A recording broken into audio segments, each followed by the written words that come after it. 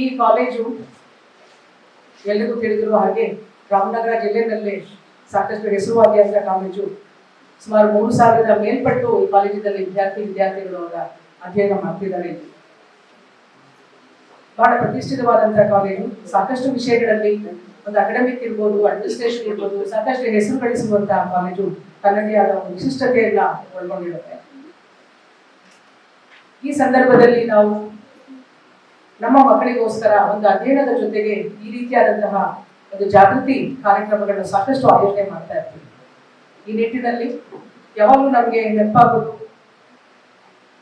ಇಲ್ಲ ನಾವು ಅವ್ರನ್ನ ಅಪ್ರೋಚ್ ಮಾಡೋದಿರ್ಬೋದು, ನಮ್ಮ ಮಕ್ಕಳಿಗೆ ವಿಭಜನೆ ಜೊತೆಗೆ ಒಂದು ಜಾಗೃತಿ ಕಾರ್ಯಕ್ರಮನ ಮಾಡ್ಕೊಡಿ, ಒಂದು ಲೀಗಲ್ ಅವೇರ್ನೆಸ್ ಕಾರ್ಯಕ್ರಮ ಇರ್ಬೋದು. ಕಳೆದ ಬಾರಿ ನಾನು ನೆನಪಿದ್ದಂಗೆ ರಾಮನಗರ ಡಿಸ್ಟ್ರಿಕ್ಟ್ ಕೋರ್ಟಿಂದ ಒಬ್ರು ಮೇಡಮ್ ಬಂದಿದ್ರು, ಲೀಗಲ್ ಅವೇರ್ನೆಸ್ ಫಾರ್ ವಿಮೆನ್ ಅಂತ ಹೇಳಿ ಹೆಣ್ಮಕ್ಳಿಗೆ ಒಂದು ಜಾಗೃತಿ ಕಾರ್ಯಕ್ರಮನ ಆಯೋಜನೆ ಮಾಡ್ಕೊಂಡಿದ್ರು.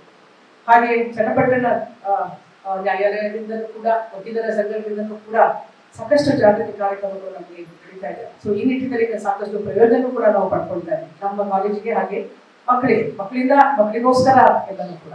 ಈ ನಿಟ್ಟಿನಲ್ಲಿ ಒಂದು ವಿಷಯದ ನೆನಪಿಸ್ಕೊಳ್ಬೇಕು. ಮಕ್ಕಳು ನೀವೆಲ್ಲರೂ ಕೊಟ್ಟಿರುವಂತಹ ಚೇರು ನಮ್ಮ ಶ್ರೀ ಟಿ.ವಿ. ಗಿರೀಶ್ ಅವರು ಏನು ಅಧ್ಯಕ್ಷರಾಗಿದ್ದಾರೆ, ಅವರು ಕೊಡುಮಾಡುವಂತಹ ಒಂದು ಕೊಡುಗೆ ಸುಮಾರು 300-350 ಕುರ್ಚಿಗಳ ನಮಗೆ ಕೊಡುಮಾಡಿಕೊಂಡಿದ್ದಾರೆ. ನಮ್ಮ ಕಳೆದ ಬಾರಿ ಒಂದು ನ್ಯಾಷನಲ್ ಲೆವೆಲ್ ಇಂಟಿಗ್ರೇಷನ್ ಕ್ಯಾಂಪ್ ಅಂತ NSS ಮಕ್ಕಳಿಗೆ ಮಾಡಿದ್ರು.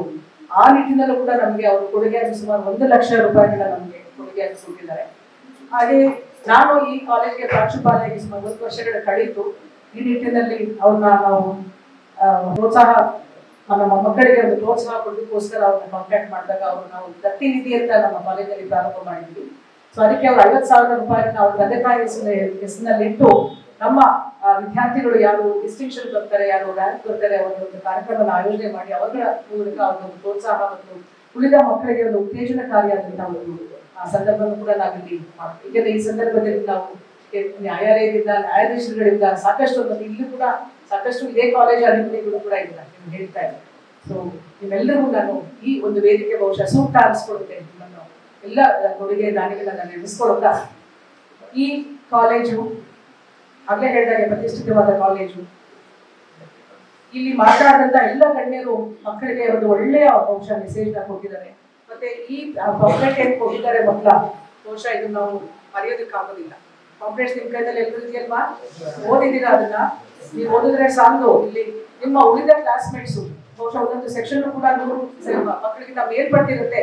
ಅವರೆಲ್ಲರಿಗೂ ನಿಮ್ ಬ್ಯಾಗ್ ಅಲ್ಲಿ ಇಟ್ಕೊಂಡು ಬಂದು ನೆಕ್ಸ್ಟ್ ಕ್ಲಾಸ್ ಪ್ರಾರಂಭ ಆದಾಗ ಅವ್ರಿಗೆ ಅದನ್ನ ಹೇಳಿ ಆಯ್ತಾ. ಇದರ ಜೊತೆಗೆ ನಿಮ್ಮ ಮನೆಗಳಲ್ಲಿ ಬಹುಶಃ ಈ ರೀತಿಯಾದಂತಹ ಒಂದು ಸಂದರ್ಭ ಇದು ಬೇಡದೇ ಇರುವಂತಹ ಒಂದು ಚಟ ನಿಮ್ಮ ಮನೆಗಳಲ್ಲೇ ಇರ್ಬೋದು, ಅಥವಾ ನಿಮ್ಮ ಮನೆಯ ಅಕ್ಕಪಕ್ಕದಲ್ಲಿ ಇರ್ಬೋದು ಅಲ್ವಾ. ಮಕ್ಕಳನ್ನ ನೋಡ್ತಾ ಇರ್ತೀರ.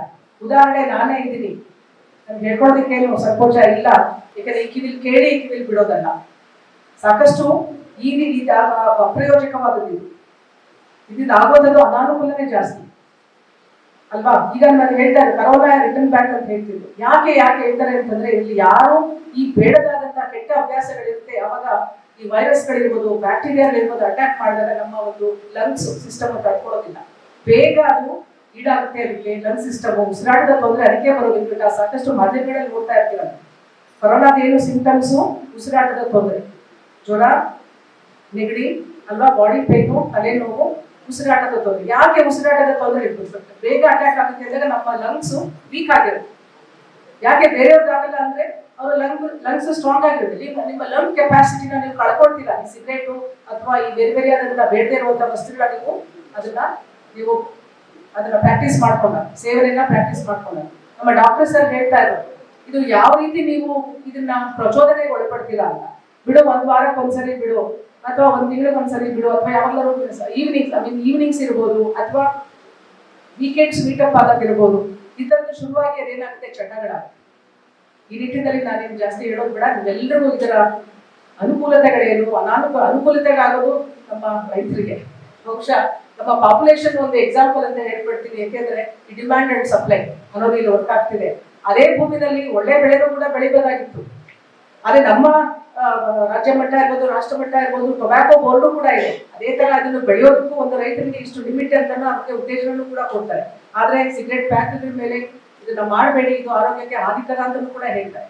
ಮಕ್ಕಳ ಇನ್ನೊಂದು ಉದಾಹರಣೆ, ನೀವು ಸಾಕಷ್ಟು ನೀವು ಫಿಲಂ ಥಿಯೇಟರ್ಸ್ ಹೋದಾಗ ನಿಮ್ಮ ಪಿಕ್ಚರ್ ಪ್ರಾರಂಭ ಆಗೋದೇ ಇದರ ಪ್ರಯೋಜನ ಏನು ಅನ್ನೋದು ನಿಮ್ಗೆ ಗೊತ್ತಾಗ್ತದೆ, ಇದು ಏನು ಅನಾಹುತಗಳಾಗೋದು ಅನ್ನೋದು ಗೊತ್ತಾಗ್ತದೆ. ನಿಮ್ಗೆ ಅಲ್ಲಿ ತೋರಿಸೋದೇ ನಿಮ್ಗೆ ದೌಡೆ ಕ್ಯಾನ್ಸರು, ಬಾಯಿನ ಕ್ಯಾನ್ಸರು, ಮತ್ತೆ ವಿಮೆನ್ ತಗೊಂಡಾಗ ಯುಟ್ರಸ್ ಕ್ಯಾನ್ಸರ್ ಇರ್ಬೋದು, ಎಲ್ಲಾನು ಎಷ್ಟು ನಮ್ಗೆ ಅನಾನುಕೂಲಗಳಾಗುತ್ತೋ ನಮ್ಮ ದೇಹಕ್ಕೆ ಅಷ್ಟೂ ಕೂಡ ನೀವು ಚಿತ್ರಣಗಳ ಮೂಲಕ ನೋಡ್ತಿರ್ತೀರಾ, ಮಾಧ್ಯಮದ ಮೂಲಕ ನೋಡ್ತಿರ್ತೀರಾ. ಮತ್ತೆ ನಮ್ಮ ಬೇರೆ ಆದಂತ ನ್ಯಾಯಾಧೀಶಗಳಿರ್ಬೋದು ಅಥವಾ ನ್ಯಾಯಾಲಯಗಳಿರ್ಬೋದು ಅಥವಾ ಪೊಲೀಸ್ ಡಿಪಾರ್ಟ್ಮೆಂಟ್ಸ್ ಇರ್ಬೋದು, ಸೊ ಎಲ್ಲರೂ ಕೂಡ ಈ ಒಂದು ಬೇಡದೇ ಇರುವಂತಹದ್ದು ಯಾಕೆ ನಮಗೆ ಬೇಡ ಅನ್ನೋದನ್ನ ಈ ರೀತಿಯಾದಂತಹ ಕಾರ್ಯಕ್ರಮಗಳನ್ನ ಆಯೋಜನೆ ಮಾಡ್ಕೊಂಡು ನೀವೆಲ್ಲರಿಗೂ ಒಂದು ಜಾಗೃತಿ ಮೂಡಿಸೋದಕ್ಕೆ ಎಲ್ಲರೂ ಕೂಡ ಪ್ರಯತ್ನ ಮಾಡ್ತಿದ್ದೀವಿ. ಬಟ್ ನಾವು ಒಂದೇ ಡಿಸಿಷನ್ ಏನ್ ತಗೋಬೇಕು, ನಾವು ಕಣ್ಣು ಕಾಣ್ತಿದೆ ಆದ್ರೆ ನಮ್ಗೆ ಬೇಡದೇ ಇರೋದು ನಮ್ಗೆ ಬೇಡ. ನಾವು ಜಾಗೃತರಾಗೋಣ ಈ ನಿಟ್ಟಿನಲ್ಲಿ ಅಲ್ವಾ ಮಕ್ಕಳ? ನಾವು ಜಾಗೃತರಾಗೋಣ, ನಮ್ಮ ಮನೆಯಲ್ಲಿರುವಂತವ್ರು ಜಾಗೃತಗೊಳಿಸೋಣ, ನಮ್ಮ ಫ್ರೆಂಡ್ಸ್ ಇರ್ಬೋದು, ಕ್ಲಾಸ್ಮೇಟ್ಸ್ ಇರ್ಬೋದು, ಅವ್ರನ್ನೂ ಕೂಡ ಜಾಗೃತಗೊಳಿಸೋಣ, ನಮ್ಮ ಅಕ್ಕಪಕ್ಕದಲ್ಲಿರೋರು ಕೂಡ ಜಾಗೃತಿಗೊಳಿಸೋಣ. ಮತ್ತೆ ಈ ಒಂದು ವಿನಾಶಕಾರಿಯಾದಂತಹ ಈ ಒಂದು ವಸ್ತುವನ್ನು ನಾವು ಮುಟ್ಬಾರ್ದು ಅಂತ ಹೇಳಿ ಈ ದಿನದಿಂದ, ಈ ಕ್ಷಣದಿಂದನೇ ನೀವು ಒಂದು ಮನಸ್ಸನ್ನ ಮಾಡಿ ಬಹುಶಃ ಈ ಕಾರ್ಯಕ್ರಮ ಇವೆಲ್ಲೂ ಮಾಡ್ತೀರಾ ಅಂತ ನಾನು ಹೇಳ್ತಿಲ್ಲ, ಆದ್ರೆ ಅದೊಂದು ನೀವು ಕಣ್ಣದಲ್ಲಿ ನೋಡ್ತಾ ಇರ್ತೀರಾ ಅಲ್ಲೆಲ್ಲೋ ಮಾಧ್ಯಮಗಳಿರ್ಬೋದು. ಸರ್ ಹೇಳಿದ್ರು ಯಾವ ರೀತಿ ಪಬ್ಲಿಸಿಟಿ ಆಗ್ತಿದೆ ಅಂತ, ಮೀಡಿಯಾದಲ್ಲಿ ಯಾವ ರೀತಿ ಪಬ್ಲಿಸಿಟಿ ಆಗ್ತಿದೆ ಅಂತ ಹೇಳ್ತೀವಿ ಅಲ್ವಾ? ಒಳ್ಳೇದನ್ನ ತಗೊಳ್ಳಿ, ಮೀಡಿಯಾ ಇರ್ಬೋದು, ಪೇಪರ್ ಇರ್ಬೋದು, ನೀವು ಕಣ್ಣಲ್ಲಿ ಕಾಣೋದೇನಿದೆ ನಿಮಗೆ ಒಳ್ಳೇದಾಗುವಂಥದ್ದನ್ನು ತಗೊಳ್ಳಿ. ಸೊ ಇದನ್ನ ನೀವು ಕೂಡ ನೀವು ಅಂಬಾಸಿಡರ್ಸ್ ಆಗ್ಬೇಕು. ಈ ಮೂಲಕ ಈ ಕಾರ್ಯಕ್ರಮ ಮಾಡ್ತಾ ಇರೋ ಉದ್ದೇಶ ಅದನ್ನೇ. ನಿಮ್ಗೊಂದು ಓದ್ಕೊಡಿಸಿದ್ದಾರೆ, ಈ ಬಂದಿರುವಂತ ಎಲ್ಲ ಗಣ್ಯರು ಮಾತಾಡಿ ನಿಮ್ಗೆ ಇದ್ರ ಬಗ್ಗೆ ತಿಳುವಳಿಕೆ ಹೇಳಿದ್ದಾರೆ.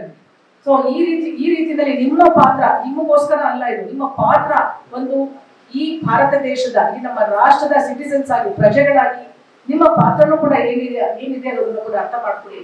ಸೊ ನಾವೆಲ್ಲೂ ಅಂಬಾಸಿಡರ್ಗಳಾಗೋಣ ಈ ರೀತಿಯಾದಂತಹ ಒಂದು ನಮ್ಮ, ಯಾಕೆಂದ್ರೆ ಇಲ್ಲಿ ನಿಮ್ಮ ಸ್ಲೋಗನ್ನೇ ಅದಾಗಿರುತ್ತೆ. ಯಾಕಂದ್ರೆ ಎಲ್ಲರೂ ಕೂಡ NSS, NCC, scouts and guides ವಿದ್ಯಾರ್ಥಿಗಳಾಗಿದ್ದೀರಾ. ಬಹುಶಃ ಇದು ಕೂಡ ನಿಮ್ಮೆಲ್ಲರ ಜವಾಬ್ದಾರಿ ಕೂಡ ಆಗಿರುತ್ತೆ. ನಾವೊಂದು ಇಂಡಿವಿಜುವಲ್ ಆಗಿ ನಾವೆಲ್ಲರೂ ಅಂಬಾಸಿಡರ್ಗಳಾಗಿರೋಣ ಅಂತ ಹೇಳ್ತಾ, ಇದಷ್ಟೇ ಅಲ್ಲ, ಪ್ರತಿದಿನ ಇದಾದ್ಮೇಲೂ ಕೂಡ ನೀವೆಲ್ಲರೂ ಕೂಡ ಜಾಗೃತರಾಗಿರ್ಬೇಕು. ಈ ಒಂದು ಒಳ್ಳೆಯ ಮೆಸೇಜ್ ಎಲ್ಲರಿಗೂ ನೀವು ಕೊಡಬೇಕು ಅಂತ ಹೇಳ್ತಾ ಈ ಕಾರ್ಯಕ್ರಮನ ಆಯೋಜನೆ ಮಾಡೋದಕ್ಕೆ ನಮ್ಮ ಕಾಲೇಜನ್ನ ಆಯ್ಕೆ ಮಾಡಿಕೊಂಡು ನೀವೆಲ್ಲರೂ ಗಣ್ಯರು ನಮ್ಮ ಕಾಲೇಜ್ಗೆ ಪಾದಾರ್ಪಣೆ ಮಾಡಿದ್ದೀರಾ. ನನ್ನ ವೈಯಕ್ತಿಕವಾಗಿ ಹಾಗೂ ನನ್ನ ಕಾಲೇಜಿನ ಎಲ್ಲ ವಿದ್ಯಾರ್ಥಿಗಳ ಪರವಾಗಿ ಹಾಗೂ ನಮ್ಮ ಕಾಲೇಜಿನ ಪರವಾಗಿ ಅತ್ಯಂತ ಮನಪೂರ್ವಕವಾಗಿ ಧನ್ಯವಾದಗಳನ್ನು ತಿಳಿಸ್ತೀನಿ.